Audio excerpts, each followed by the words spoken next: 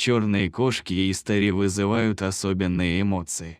Одни люди их боятся, считая предвестницами несчастья или даже пособниками нечисти, ведьм и колдунов. Другие же, наоборот, видят в этих животных талисманы удачи. К примеру, в Англии случайная встреча с черной кошкой считается хорошим знаком. Столетия назад английские моряки привезли эту примету с собой в Новый Свет. И сегодня многие американские моряки заводят черных котят в качестве талисманов. Но герой этой истории, мечтавший о поступлении на военную службу на флот, не искал такого котенка специально. Особенная черная кошка появилась в его доме почти что случайно. Эрин Нимрихтер, мать-одиночка, воспитывающая сына Макса, который мечтал о поступлении не в колледж, как многие подростки, а на флот. В их доме не было животных, и Макс думал о том, чтобы завести питомца. Ему казалось, что их маленькой семье необходимо такое пополнение. Эрин не была в восторге от этой идеи. Она знала, что дата, в которую сын уедет из дома, приближается с невероятной скоростью. А когда это случится, она останется одна, и ей придется заботиться о заведенном им животном. Эрин этого не хотела. Долгие годы Макс соглашался с матерью, но однажды ему в голову пришла мысль о том, как ее можно переубедить. Он постарался объяснить Эрин, что кошка не требует особого внимания и является самостоятельным животным. Более того, когда он уедет из дома, усатый четвероногий друг составит Эрин компанию. Ей будет не так одиноко в опустевшем доме. Парень привел немало убедительных аргументов, его мама сдалась, согласившись завести животное. Макс и Эрин не искали животное, придирчиво рассматривая фотографии или разыскивая заводчиков высокопородистых котят. Они знали, что в их родном Кливленде немало брошенных и бездомных кошек, которым нужны любящие хозяева.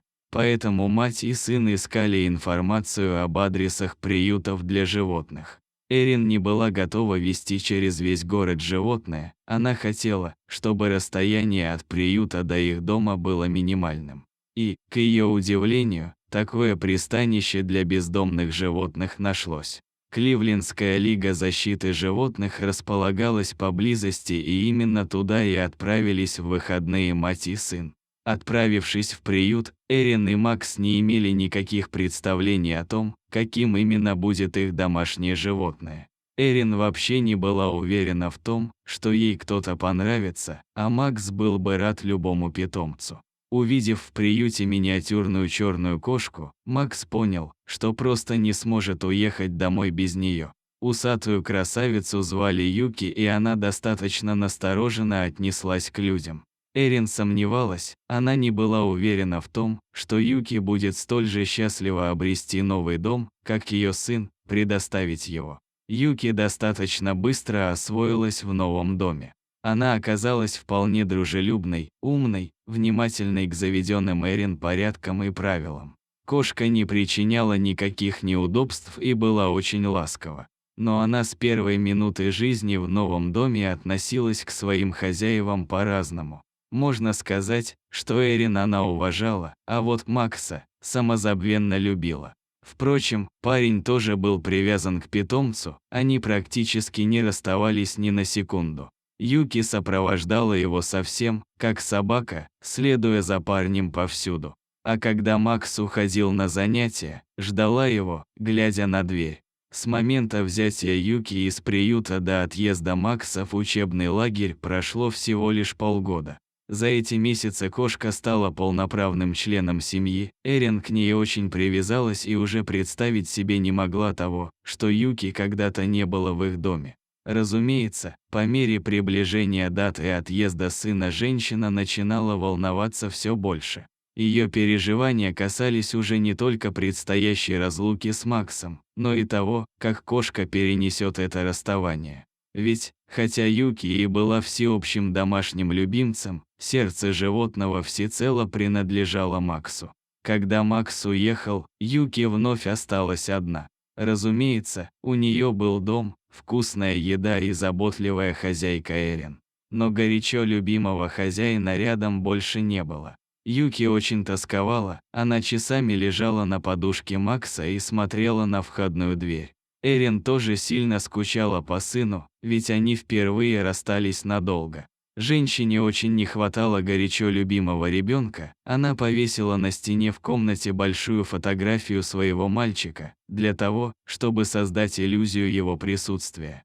После нескольких недель, в которые Макс отсутствовал дома, его усатая любимица словно поняла, что хозяин не вернется в любую минуту. Она перестала поджидать его у входных дверей, начала все чаще прогуливаться по дому и заглядывать в комнату Эрин. Однажды женщина заметила некоторую странность в поведении кошки. Юки задерживалась на комоде, перед фотоснимком, который повесила Эрин. Она подолгу рассматривала фотографию, трогала изображение лапой. Эрин подумала о том, что Юки узнает на фотографии Макса. Но возможно ли это? Женщина решила провести эксперимент.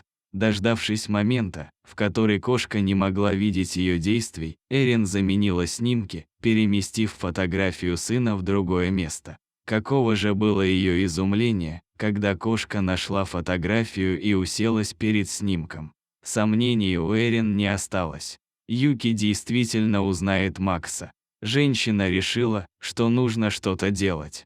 Она опасалась того, что у Юки разовьется депрессия. Близилось время окончания пребывания Макса в учебном лагере и его возвращения на базу. А это означало то, что Эрин могла навестить своего ребенка. Женщина решила, что возьмет Юки с собой. Но для посещения военной базы с животным требовалось оформить специальное разрешение. Занимаясь этим, Эрин узнала о том, что сможет приехать с кошкой только, если питомица будет в переноске. У Юки никогда не было уличной клетки, у нее был только поводок. Эрин отправилась за переноской, и ее внимание привлек необычный рюкзак для животных. Он был красивым, легким и, что самое главное, его не нужно было носить в руках. Таким образом у Юки появилась переноска, она вместе с Эрин отправилась на военно-морскую базу. Макс тоже очень скучал по своей питомице. Парень опасался того, что кошка его совсем забыла. Он ведь не видел собственными глазами того, как Юки долгими часами сидит перед его фотографией и рассматривает ее. Поэтому сюрприз, устроенный Эрин, сделал его по-настоящему счастливым. Разумеется, радовалась и Юки. Но время визита пролетело очень быстро, Эрин и Юки пришлось возвращаться домой. Женщина очень не хотела, чтобы кошка проводила свои дни, рассматривая фотоснимок. Она решила встряхнуть Юки. Но одно дело – желание эмоционально встряхнуть кошку, а другое – воплощение этого намерения в реальность. Эрин долго размышляла о том, как ей повлиять на настроение питомицы и избавить ее от меланхолии. Заехать в магазин и приобрести игрушки. Но ведь Юки уже давно не котенок, вряд ли такая мера окажется эффективной. В момент размышлений взгляд Эрин упал на переноску-рюкзак. Женщина решила его использовать. Она стала брать кошку с собой повсюду, куда могла. Таким образом, дни Юки перестали быть однообразными. Кошка сопровождала хозяйку в магазины, в кафе, даже в кино. Досуг Эрин тоже изменился, она стала выходить на прогулки в парк, вместо того, чтобы проводить вечера в пустом доме. Разумеется, гуляла она с Юки. Потом Эрин заметила то, что Юки любит смотреть в окно, и приобрела для нее специальное сиденье. А однажды в канун Хэллоуина женщина решила опубликовать в Инстаграме снимок с Юки. Ведь кошка черная, так почему бы не сделать фото в духе праздника? Таким образом у Юки и Эрин появилось общее хобби. Юки понравилось фотографироваться. Эрин показывает ей снимки, они вместе выбирают самые удачные. Кто знает, может быть Юки на самом деле понимает, что именно показывает ей Эрин.